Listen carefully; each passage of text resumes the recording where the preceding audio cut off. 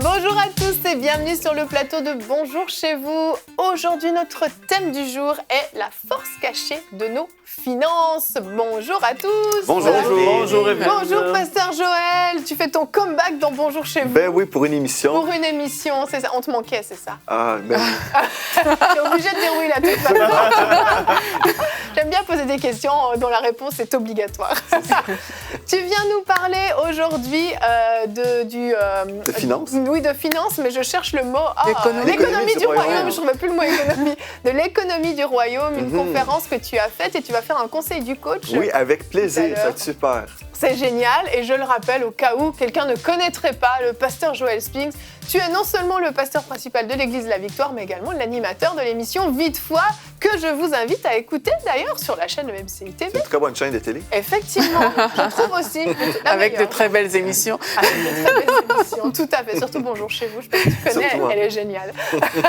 Je ne répondrai pas. Oh, tu- J'ai Hosanna, héros de la foi, vite foi, bonjour chez vous. Je ne me prononce On est bien pas. représentés, on représente bien la chaîne. Donc aujourd'hui, nous allons parler de la force cachée de nos finances. Et oui, nous allons voir que nos finances ne servent pas seulement à nous nourrir et à nous mettre un toit au-dessus de nos têtes. Et on en parle tout de suite avec toi, Frank, dans la pensée du jour.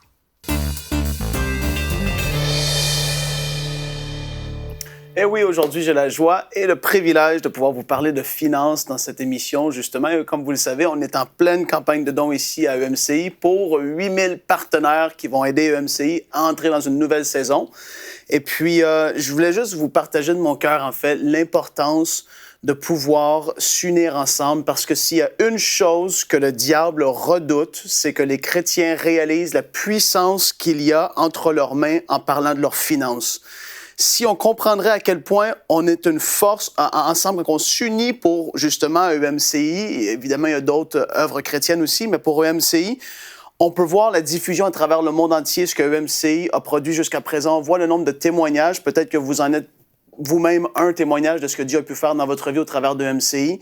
On voit la puissance qu'il y a dans l'unité de la francophonie pour voir justement Dieu agir parce que comme on l'a souvent dit et on le redit, on croit dans ce réveil qui s'en vient et on croit que EMCI est un des instruments du réveil que Dieu va utiliser. Amen.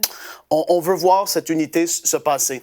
Et donc là, aujourd'hui, par rapport aux finances, je veux que vous puissiez comprendre que, comme vous l'avez déjà entendu, vos finances sont une semence. Et c'est vrai, et il y en a qui, ça les irrite en fait d'entendre parler de ça parce que leur cœur est encore trop attaché à leurs finances.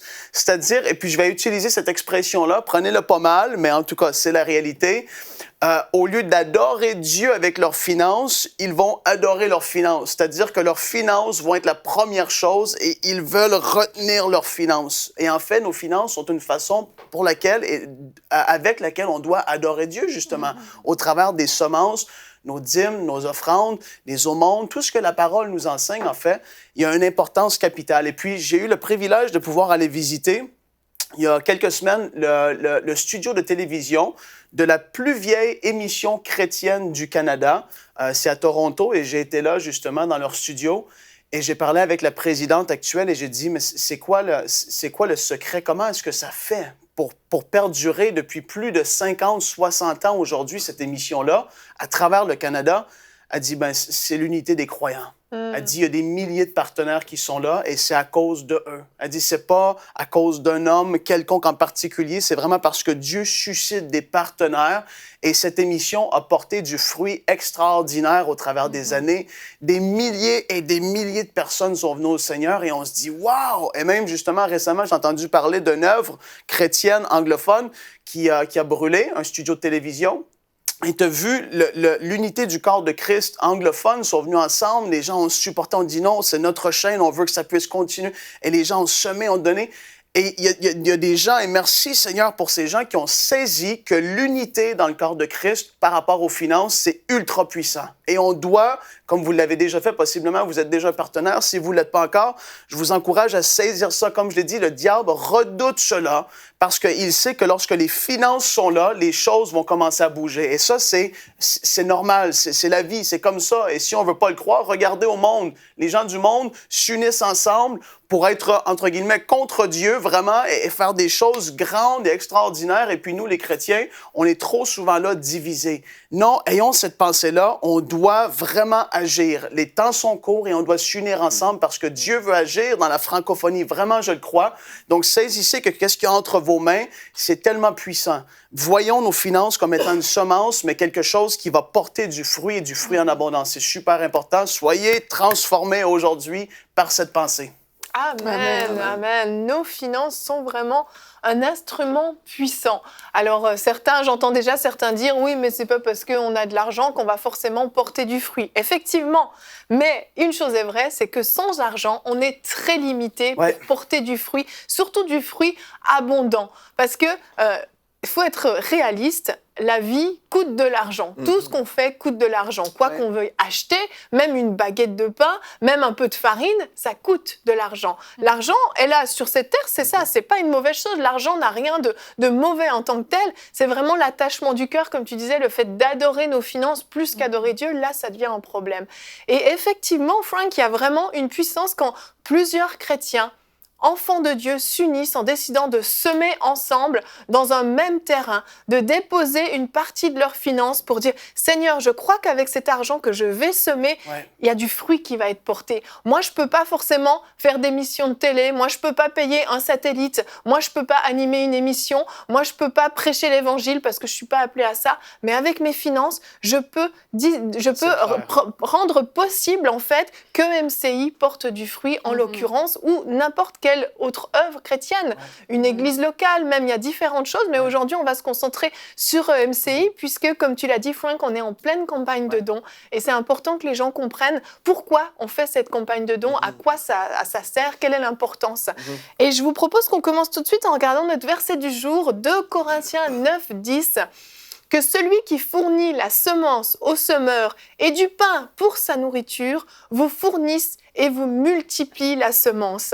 Ce verset dit énormément de choses en fait. Il dit non seulement que Dieu fournit la semence au semeur, donc quand on veut semer, Dieu fournit, mais il dit aussi qu'il va multiplier la semence. Pourquoi ? Pour qu'on porte encore plus de fruits, pour qu'on puisse encore plus semer, etc. etc. Exactement. Et Aurélie, avant l'émission, tu me partageais un petit témoignage justement d'une époque où tu voulais semer, mais tu n'avais pas forcément les moyens. Exactement. À l'époque, j'étais étudiante et puis j'étais en vacances et j'avais eu à cœur vraiment de bénir l'œuvre de Dieu avec mes finances, mais je n'avais pas les moyens. Et puis là, j'avais dit à Dieu, mais si tu me donnes, ben, je vais donner, tout simplement. La Bible dit que c'est lui qui fournit la semence au semeur. Et là, on m'a appelé pour faire un job étudiant et on m'a donné 2 jours dans la semaine. Et j'ai constaté qu'avec l'argent que je gagnais, ces 2 jours, en fait, ça subvenait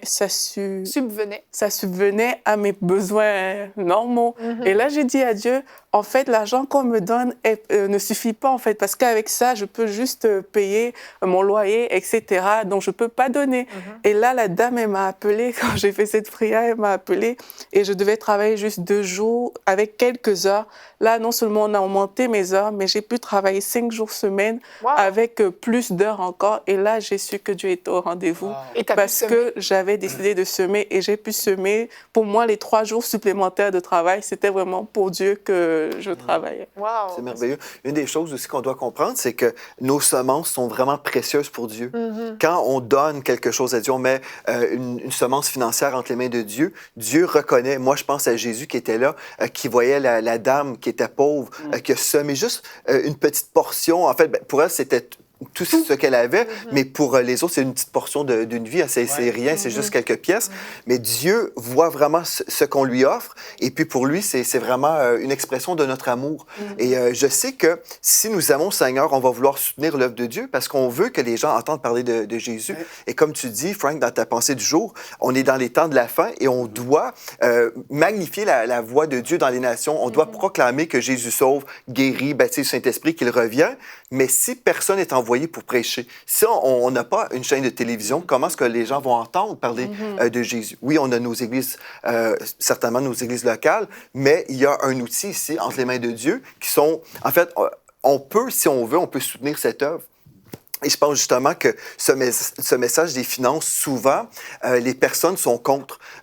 Souvent, les gens s'imaginent qu'on ne devrait pas parler d'argent à l'Église, que c'est même sale, que l'amour de l'argent, c'est la racine de tous les maux. Ça, c'est biblique. Mais l'argent en soi, c'est l'argent qui est la racine de tous les maux. Ce n'est pas... En fait, non, pardon, c'est l'inverse. C'est l'amour de l'argent qui est la racine de tous les maux. Ce n'est pas l'argent en soi.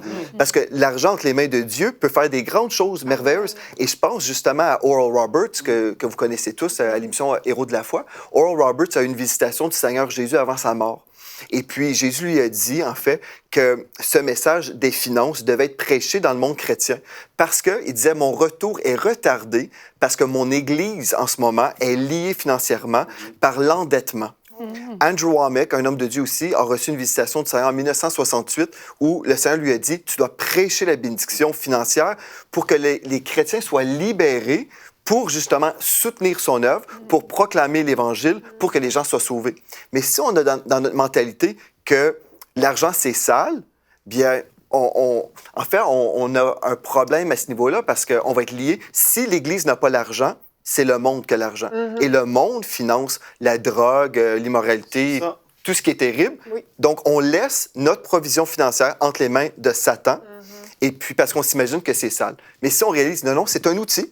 On peut utiliser cette provision-là pour financer le royaume de Dieu. Amen. Amen. C'est ça, c'est qu'en ce moment, on est vraiment dans cette période où l'Église est enseignée, commence à être enseignée, et il va y avoir un regain de l'enseignement sur les finances parce que on a un mandat et puis on est dans les temps de la fin. Donc aujourd'hui, avec EMCI, ce que les gens doivent comprendre, c'est que là, on a un impact qui est comme ça, mais on peut avoir un impact qui est comme ça, qui est vraiment plus grand. Absolument. On peut avoir beaucoup plus de vies touchées, de vies transformées. Et il y a une chose qu'on doit savoir aussi dans cet enseignement sur les finances, c'est que Christ n'est pas mort pour le revenu minimum social d'un pays.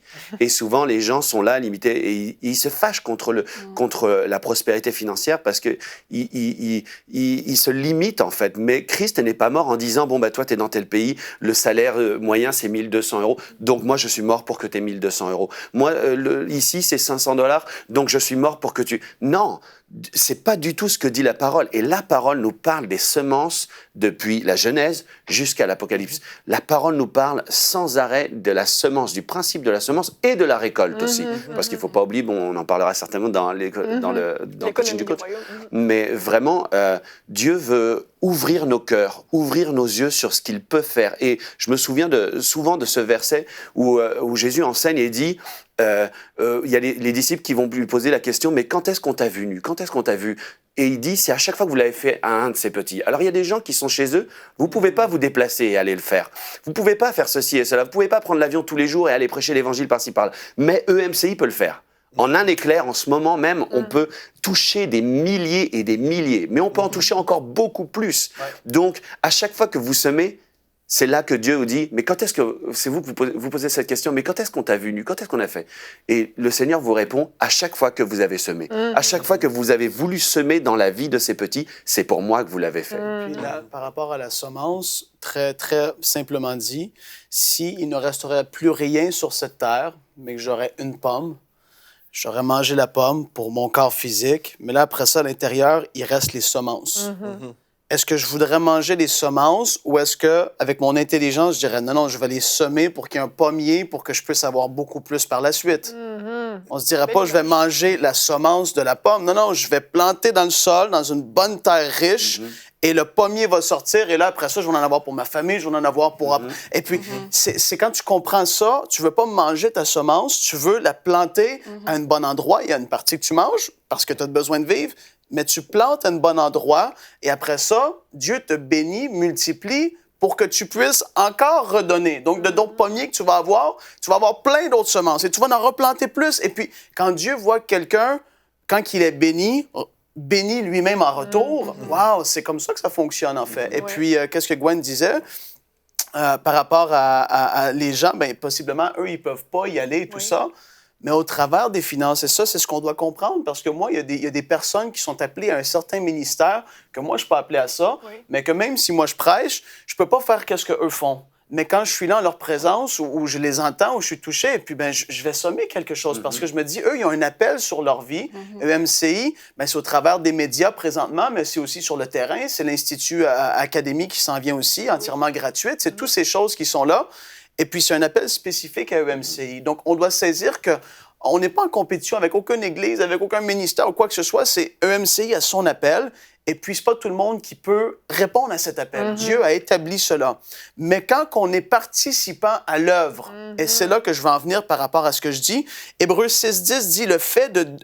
car Dieu n'est pas injuste pour oublier votre travail. Écoutez-moi bien, c'est super important. Car Dieu n'est pas injuste pour oublier votre travail et l'amour que vous avez montré pour son nom. L'amour qu'on peut démontrer, c'est financièrement, autant que ça peut être plein d'autres choses, vous le savez. Oui.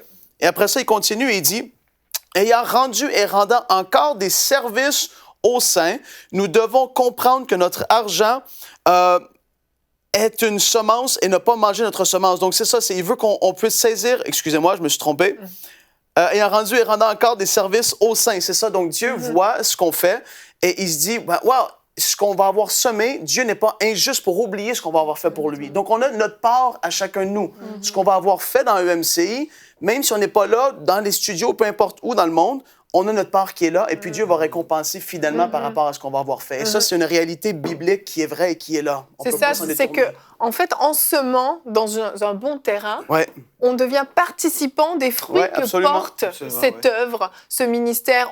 On est, finalement, on a notre part de responsabilité par rapport aux âmes qui vont être gagnées au travers du ministère, par rapport aux personnes qui vont être guéries, qui vont être transformées. On a une part de responsabilité à jouer dans ce domaine-là et donc on est participant. C'est un peu comme si nous, même, on était en train de prêcher l'Évangile à la place du ministère en question. C'est très fort quand on y pense. Moi, j'entends là, dans ma tête des gens qui disent que mais moi, j'agis déjà, je partage les émissions, je fais telle chose et je suis en train de semer, en fait. C'est ma manière de le faire.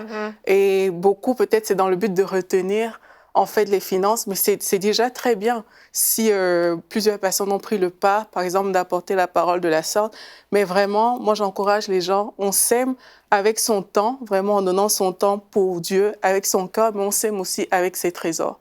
Pour semer, les trésors doivent être impliqués et ça fait vraiment toute la différence. Amen. On va finir en regardant notre citation aujourd'hui qui est de Billy Graham, qu'on connaît tous très très bien, qui a dit « Donnez-moi 5 minutes avec le chéquier d'une personne, je vous dirai où est son cœur. » Alors, comme tu le disais, Pasteur Joël, on n'est plus forcément en train de remplir des chèques aujourd'hui, mais donnez-moi 5 minutes avec le relevé bancaire de quelqu'un et je vous dirai où est son cœur. On voit que réellement, là où on s'aime, on voit que là où est notre cœur, qu'on adore Dieu avec nos finances aussi, et dans un bon terrain, comme on l'a dit, on est participant. Et oui, l'évangile est gratuit, je suis à 200% d'accord avec ça, l'évangile est gratuit, mais pour porter du fruit, on a besoin de finances. À EMCI, on a toujours fourni du contenu gratuit. Ça n'a jamais été payant, que ce soit sur enseigne-moi.com, que ce soit la chaîne, c'est gratuit, la chaîne est gratuite, c'est gratuit. Mais nous, pour pouvoir permettre que tout ça soit gratuit, il faut... Donc, si vous voulez nous soutenir, si vous voulez faire partie de ces 8000 partenaires, être participants aux fruits qu'on porte, vous pouvez aller sur emcitv.com/8000 et devenir partenaire, faire partie de ces 8000 partenaires qui vont être participants aux fruits que EMCI TV porte aussi. Et nous allons continuer maintenant, on va découvrir comment fonctionne l'économie financière du royaume avec toi, Pasteur Joël, dans la rubrique Conseil du coach.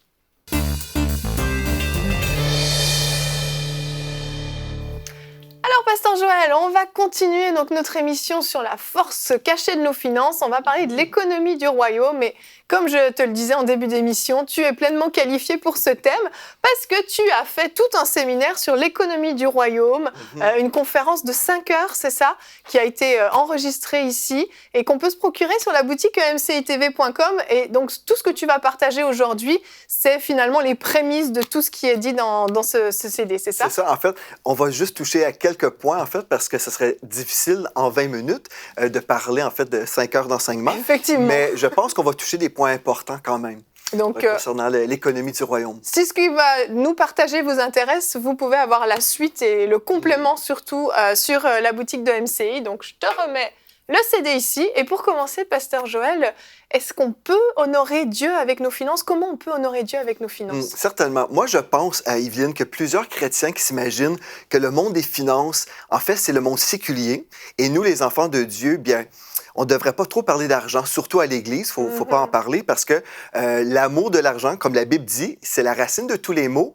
Mais en fait, c'est ça qu'on doit comprendre, c'est l'amour de l'argent qui est la racine de tous les maux et pas l'argent en soi. Oui. Parce qu'on peut aimer Dieu de tout notre cœur. On peut avoir beaucoup d'argent et aimer Dieu de tout notre cœur, comme on peut être pauvre et aimer l'argent de tout notre cœur aussi. C'est vrai. Donc, c'est vraiment une question de notre cœur. Est-ce qu'on aime Dieu de tout notre cœur? Si j'aime Dieu, qu'est-ce que je vais faire? Je vais vouloir l'honorer dans ma vie. Et en fait, le premier principe de l'économie du royaume que j'ai enseigné, c'est qu'on doit chercher à honorer Dieu en le plaçant en priorité dans notre vie. Selon Matthieu 6, 33, cherchez premièrement le royaume de Dieu et sa justice, et Dieu va se charger de tous les autres besoins de notre vie.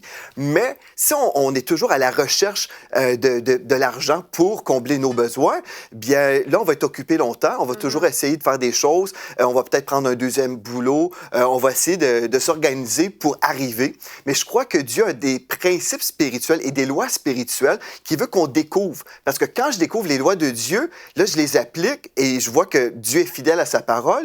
Là, j'entre dans une dimension économique différente. Et cette dimension-là, en fait, c'est le cœur de Dieu pour moi, pour que je puisse être un canal de bénédiction pour le royaume de Dieu. C'est ça. Il ne s'agit pas là de s'enrichir soi-même et puis d'avoir plus de matériel, plus de choses pour soi-même, mais vraiment l'idée, c'est d'être comme un canal qui transmet la bénédiction plus loin et qui nous permet vraiment de semer et puis ensuite de recevoir, etc. C'est ça? Dans la première heure, en fait, Yveline, ce que j'ai fait, j'ai vraiment établi ce que tu es en train de dire là. Parce que souvent, les gens pensent que si on parle de finances, on parle de matérialisme. Oui. Et les gens sont vraiment comme « Ah, je veux rien entendre parler d'argent parce que c'est... » En fait, ceux qui prêchent sur les finances sont matérialistes, sont avares. Bref, on a toutes sortes de préjugés. Oui. Mais en fait, la parole de Dieu et Jésus lui-même enseignait partout là, sur les finances. Donc, si Jésus en parlait, si on découvre aussi la vie des patriarches, Abraham, Isaac, Jacob, on découvre leur vie, on voit que ces gens-là avaient de l'argent. Salomon, David. Qu'est-ce qu'on va faire? On va supprimer tous ces personnages-là de la Bible parce qu'on dit, si on parle d'argent, on est matérialiste. Donc, moi, je pense qu'on doit revenir à la parole de Dieu et comprendre, premièrement, ce que je dois vraiment avoir comme but, c'est aimer Dieu de tout mon cœur. J'aime Dieu, donc si j'aime Dieu, je vais vouloir financer son royaume ou la diffusion de l'Évangile, comme aujourd'hui à MCI, nous sommes dans une campagne de dons. Si j'aime Dieu, est-ce que je vais dépenser 25 € pour aller au cinéma, m'acheter un popcorn? Ce n'est pas un péché. Mais si je passe toujours le cinéma avant mon soutien financier d'un ministère tel que EMCI, bien, je suis en train de dire à Dieu, mon cinéma est en position numéro 1 et toi, peut-être Dieu, tu es en 2, 3, peut-être 10. Donc, je pense que Dieu, il valorise, il voit tout ce que je fais avec mes finances. Donc, si je suis vraiment honnête avec moi-même, envers Dieu, je vais passer ses priorités en priorité. Ben, voilà. C'est valeurs dans mes priorités. Et comme Billy Graham disait, comme tu as mentionné aujourd'hui, on peut voir où sont nos valeurs. Là. Si je dépense toujours sur mes activités, sur mes besoins et j'oublie Dieu, bien, je pense que je suis en train de dire à Dieu, au final, Seigneur, oui, je t'aime, mais je m'aime mieux. C'est ça. Il faut vraiment être équilibré, en fait. C'est ça. Donc, j'ai passé 1 heure juste pour parler de ça parce que je savais qu'il y avait des blocages dans le monde chrétien où on a peur de parler d'argent. Ben, c'est vrai que souvent, ça limite. Et Pasteur Joël, est-ce que le terrain est important quand on décide de semer? Absolument. Dans le naturel, si je suis fermier, je ne suis pas un fermier, mais je suis certain que les fermiers veulent semer dans un bon terrain, n'est-ce pas? Si on est dans un désert, je ne pense pas qu'on va vouloir apporter nos semences et dire, voilà le terrain où je veux semer. Donc, dans le naturel, c'est comme ça. Et dans le spirituel, c'est la même chose. Et je crois qu'on doit vraiment comprendre des choses à partir du monde naturel. Parce que dans le monde naturel, on comprend, par exemple, si, admettons, Yveline, toi, tu as une hypothèque de maison, admettons, et tu devrais verser 1 000 $ à la banque par mois, admettons. OK, on va donner ça comme exemple. Donc, mais là, toi, tu décides, mais moi, je préfère verser mon 1 000 $ au magasin Carrefour, admettons. Moi, c'est comme ça, je me sens dirigé ainsi. Moi, c'est selon mon cœur. Moi, je fais ça comme ça. Bon, la banque va t'appeler, Yveline, et dire « Madame Yveline, on a vu que vous n'avez pas fait votre paiement ce mois-ci, mais vous ne respectez pas votre engagement. Et là, Yveline va dire « Non, j'ai vraiment semé. Je suis droite devant Dieu. J'ai semé 1 000 € ou 1 000 $, peu importe. Et puis voilà, mais je l'ai semé chez Carrefour. » Et puis là, la banque va dire, bien, on va venir saisir votre maison, madame, parce que vous êtes dans un désordre. Dans le monde naturel, c'est comme ça. Et spirituellement, c'est la même chose.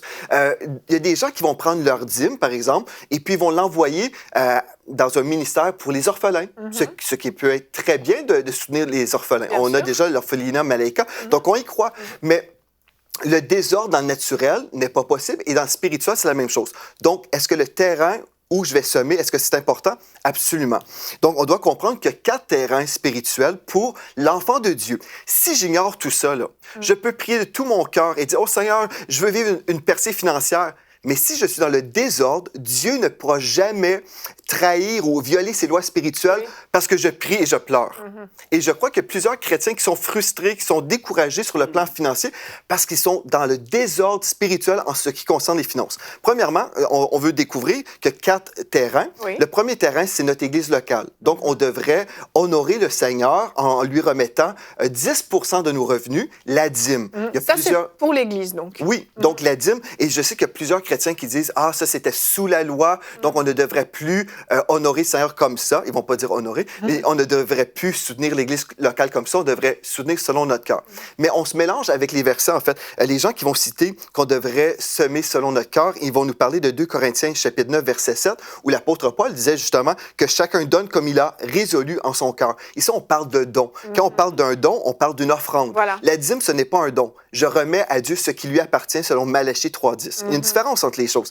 Puis, si les gens disent, je vais dire une chose, Yveline, les personnes qui s'opposent à la dîme, qui disent que c'était sous la loi, en fait, on peut détruire l'argument très rapidement parce que la dîme était instaurée avant la loi, c'était là pendant et après. Effectivement. Donc, mais souvent, ceux qui disent on va donner selon notre cœur, leur cœur veut donner moins que 10 %. C'est juste la réalité. Mais je ne veux pas rentrer dans des débats. Moi, je veux aider ceux qui veulent progresser dans leurs finances.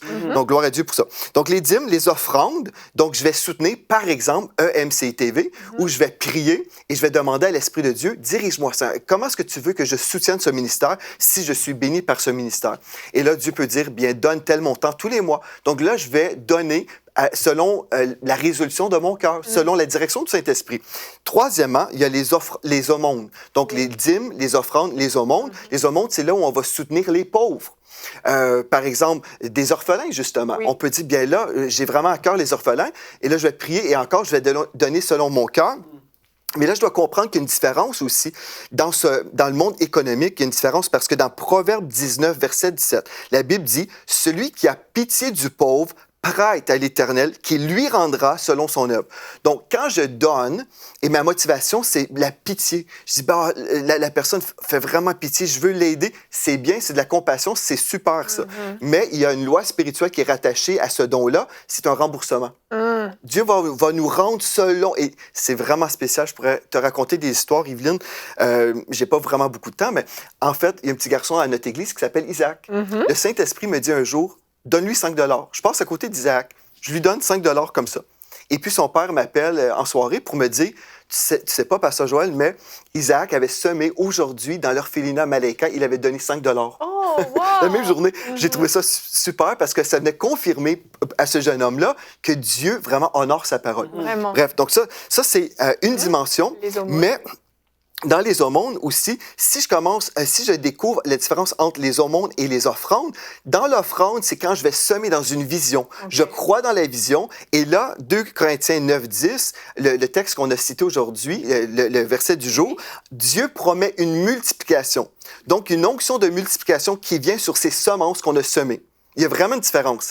Et il y a quelqu'un qui m'a écrit récemment me disant, j'ai découvert ces lois spirituelles-là, Pasteur Joël, et puis j'ai été dans la foi et j'ai fait exactement ce que tu as dit. Et là, j'ai eu un remboursement, mais aussi après, à cause j'ai semé dans une vision, j'ai vécu un miracle financier et j'en ai eu plusieurs personnes qui ont appliqué les lois de Dieu. Donc la multiplication qui s'accomplit Oui, en fait. absolument. Donc ça, les dîmes, les offrandes, les aumônes et les prémices. Donc ici, moi, je suis pas dogmatique sur les prémices, mais c'est un principe de l'Ancien Testament qu'on peut reprendre. Et par exemple, on commence un nouveau travail. On peut dire, bien Seigneur, moi, je veux t'offrir la première journée comme une offrande. Je veux t'offrir la première semaine de mon travail. Il y a des gens qui ont fait ça, qui ont vécu des percées, mais ça, c'est vraiment une question de cœur. Tout ce que je vous dis là, les dîmes, les offrandes, les aumônes et les prémices, 4 avenues où on peut semer dans des terrains différents.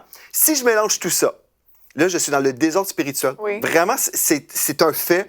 Quand je parle des lois spirituelles, je ne parle pas ici d'une obligation.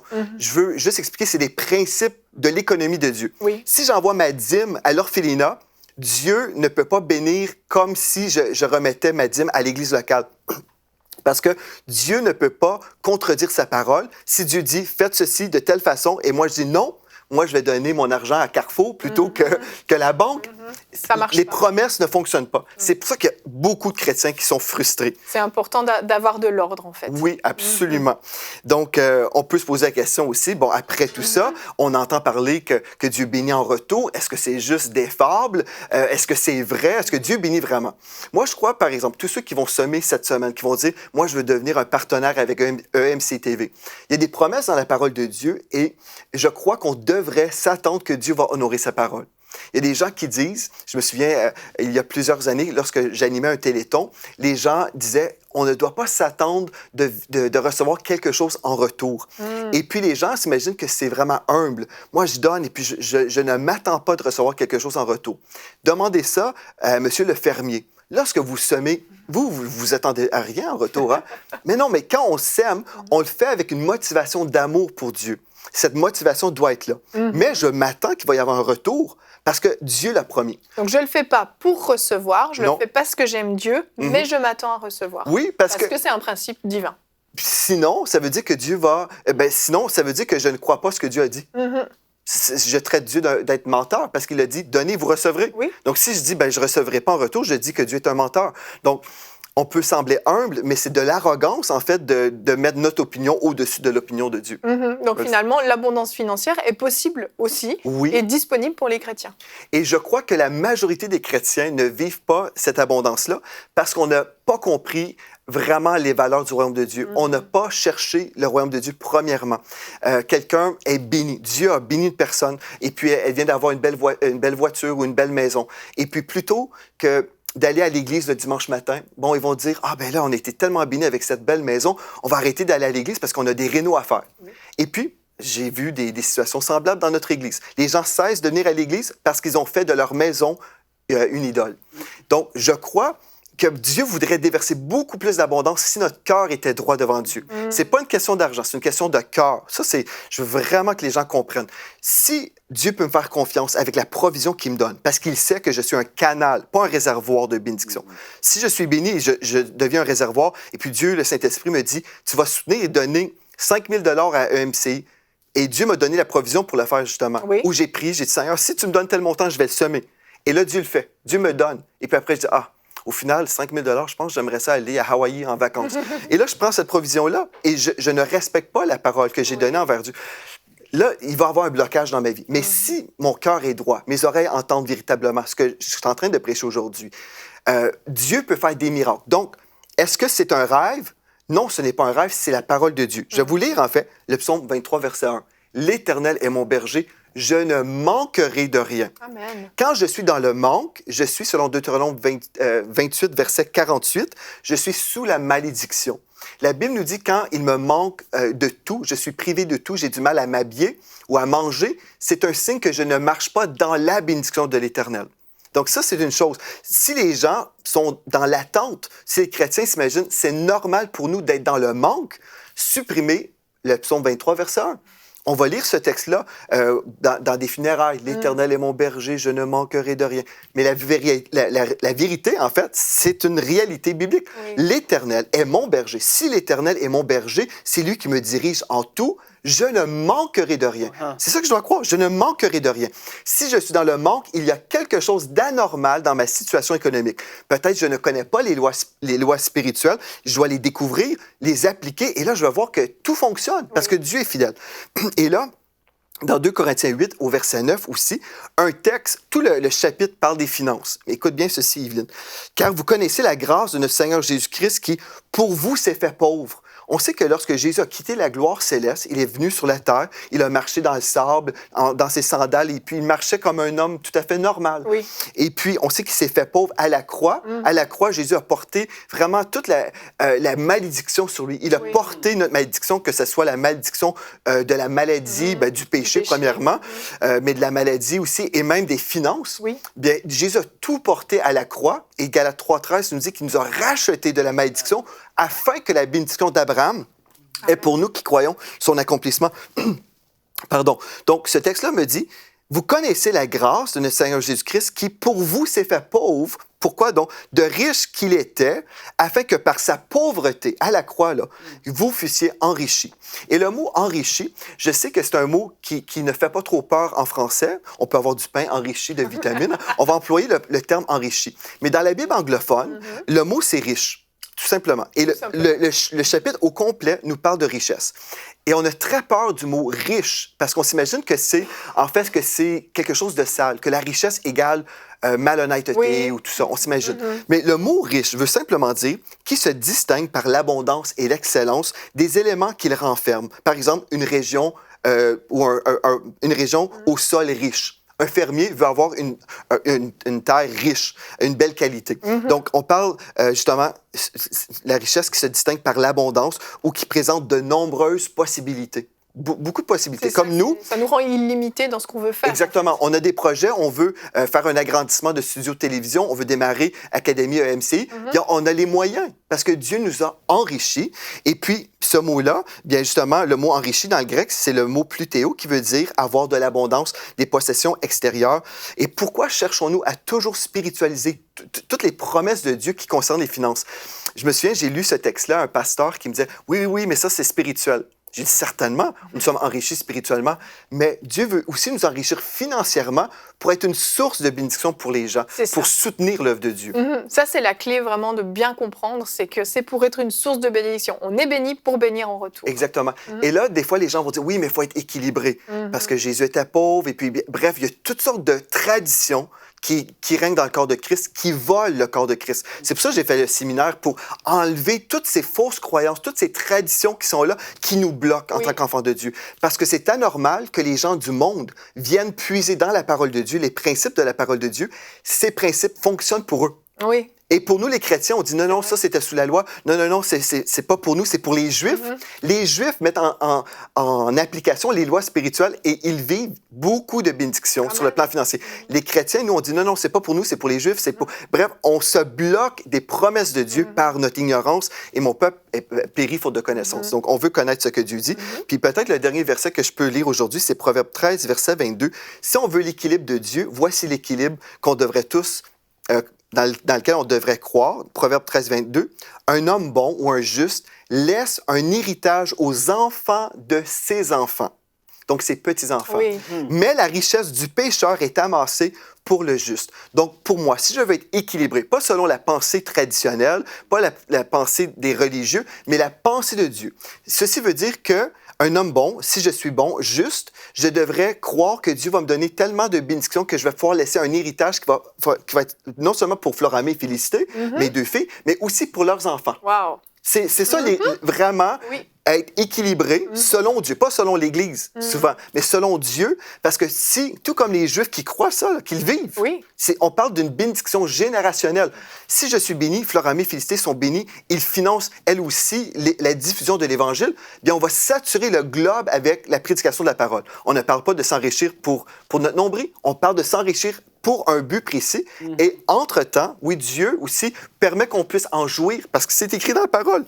Vraiment, il y a tellement d'autres choses que je pourrais vous dire, mais vous allez devoir découvrir. Exactement.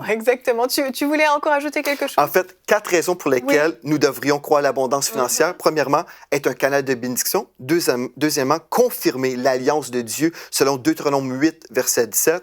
Ensuite, pour faire plaisir à Dieu, parce que Dieu le dit dans le psaume 35, verset 27, qu'il prend plaisir lorsque ses enfants vont bien. Amen. Et finalement, pour nous faire plaisir, parce que Dieu le dit dans 1 Timothée 6, 17, que c'est pour notre très grand plaisir. Donc, Dieu le Père aime ses enfants. Il veut qu'on puisse bien aller à tous les niveaux, mais notre cœur doit être droit devant Dieu et qu'on a vraiment besoin de l'honorer à tous les niveaux et chercher premièrement son royaume. Et là, Dieu va nous bénir à tous les autres niveaux. Amen, amen. Alléluia. Merci beaucoup pour ce condensé. Je sais que tu as fait un marathon, là. C'était pas évident de tout mettre ensemble, mais c'était super intéressant. Et tu as remis les choses dans le bon ordre. Et vraiment, à la maison, je pense que vous avez appris des choses. Et encore une fois, si vous voulez en savoir plus, vraiment, je vous recommande de vous procurer le CD de l'économie du royaume parce qu'il y a vraiment plein de principes qui sont très importants.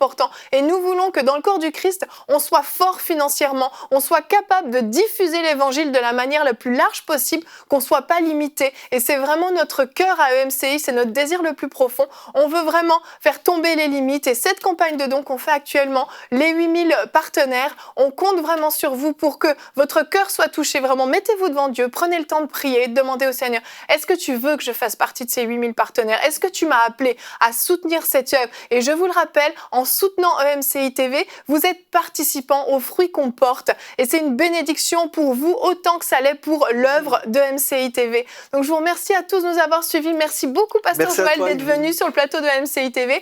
Et merci à vous, mes amis chroniqueurs. Evelyne, on va se retrouver. Oui, une parole. Tu as une parole, vas-y. C'est une émission Frank. spirituelle. Yes. Je crois avoir reçu vraiment pour quelqu'un qui regarde, l'argent est une source d'anxiété, en fait. C'est une grande source de stress énorme. Et puis, vous n'êtes même pas sûr, est-ce que je vais me commander ça? Mais je veux juste vous encourager. Vous le savez qui vous êtes parce que je dis ces paroles-là, ça vous touche actuellement. C'est une source d'anxiété, de stress, c'est énorme.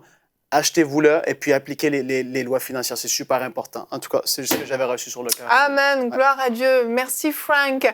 Nous allons nous retrouver demain. Notre thème sera « Dieu veut régner dans ta destinée ». Nous allons parler de votre destinée, d'une destinée qui est glorieuse et de comment y entrer. Et nous aurons nos invités qui sont avec nous, qui étaient déjà avec nous mardi.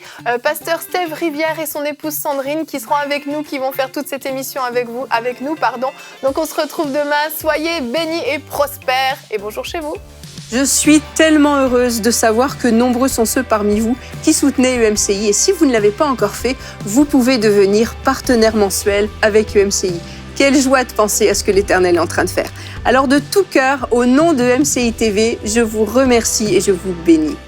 Dès maintenant, donnons pour faire entrer EMCI dans une nouvelle saison. Pour faire votre don, rendez-vous sur emcitv.com/8000.